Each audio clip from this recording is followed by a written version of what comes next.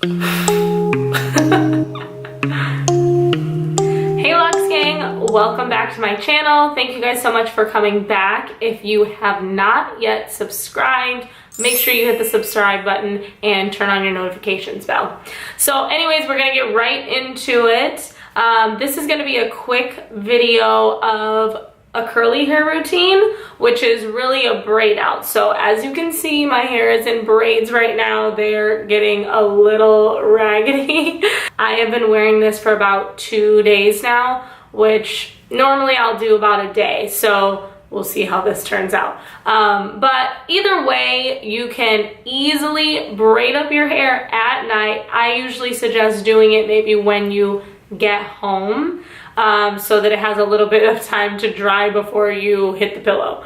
But either way you do it, whether you put down a towel or just like tie something around your hair so that it doesn't get too wet, there are tons of ways that you can do this, and it's really simple.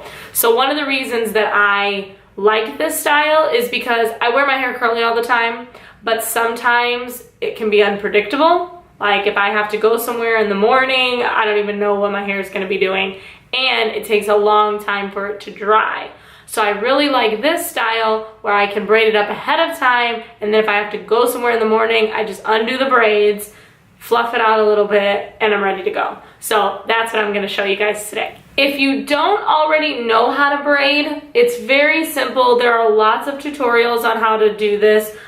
These braids are sitting on top of my hair, so they are not French braids. They are cornrows, or like 2 cornrows, or Dutch braids, boxer braids. I've heard them called a lot of different things. I prefer this style. I actually talked about this in another video if you'd like to watch it and see what my hair looked like at that time. This time I just decided to show you exactly how I go from being in the braids to what I do to fluff it out, and it's seriously so simple. First, I do want to talk about the products that I use.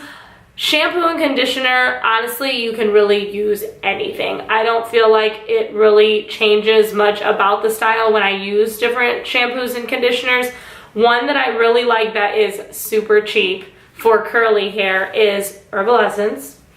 This is the Totally Twisted, and I have the shampoo and conditioner, and they kind of look like this. They're the same shape, but they go upside down. It's kind of weird. You can get them both for like $6. So don't pay anything more than that. But it's purple. It's the purple one that has the berries on it, Totally Twisted. They actually have some pretty good hair products for even after, like custards and creams and stuff like that for leave-in. But I just use those when I'm doing my hair like this because they're not expensive like some of my other shampoos that I'll use, and they work pretty well. I will say that I don't normally like to use sulfates, and I do believe that this has sulfate. Yes, it does. So it's not sulfate free, but I don't use it all the time. So usually if I want my curls to kind of bounce back and I've had a lot of product in my hair or something, then I'll use it. The next product that I really like to use is a leave-in conditioner. I think this is really important because it does help nourish your hair, and the one that I really like right now is also very inexpensive. It's a Cantu Shea Butter Moisturizing Curl Activator Cream. It says for natural hair, which I would probably suggest. Honestly, I love it. It's probably like $5–6 I think this costs, and I just wash my hair with the shampoo and conditioner. Sometimes I'll add another conditioner like that's a little thicker, and then I'll put this in as a leave-in. And this in particular does not have any sulfates, silicones, or parabens, however you like to say it, or mineral oil. So if you're into something that's going to be healthier and not really hurt your hair, I would suggest it because it's worked really well for me. So the routine is wash with shampoo, use your favorite conditioner. I use 2 sometimes, and then throw in a leave-in conditioner.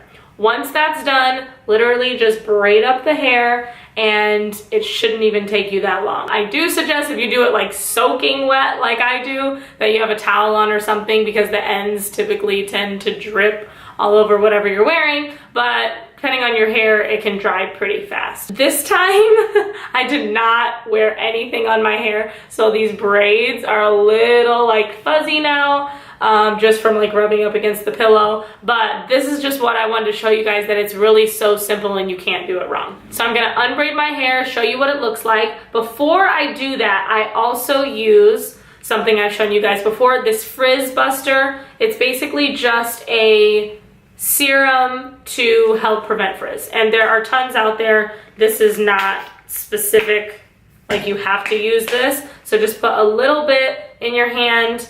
And ooh, I normally take my rings off, but I only have on one right now. I don't like to get things on my jewelry. And then I run it across the braids, especially at the ends, because you don't want those to frizz out before I undo the braids. And I'll put sometimes a little bit more. And then just put it on top, making sure that they're nice and moisturized, especially if you've left them in as long as I have, where they've kind of dried out and been in some more rough shape. All right, so when undoing the braids, when you're undoing your braids, start at the ends. Be very careful because you don't want to damage your hair when you're doing this. So if the braid is really tight on the ends, you can use like a rat tail comb. Right now it looks like these are coming apart pretty easily for me, but you don't really want to be rough with it, but there's really no wrong way to do it.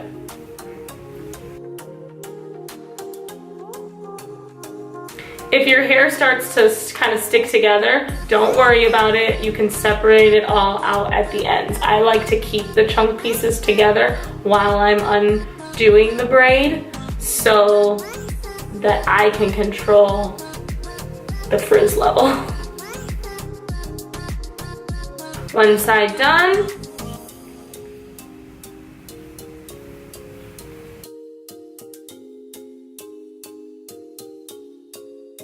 Okay, so this is basically what it looks like immediately after the braids are out.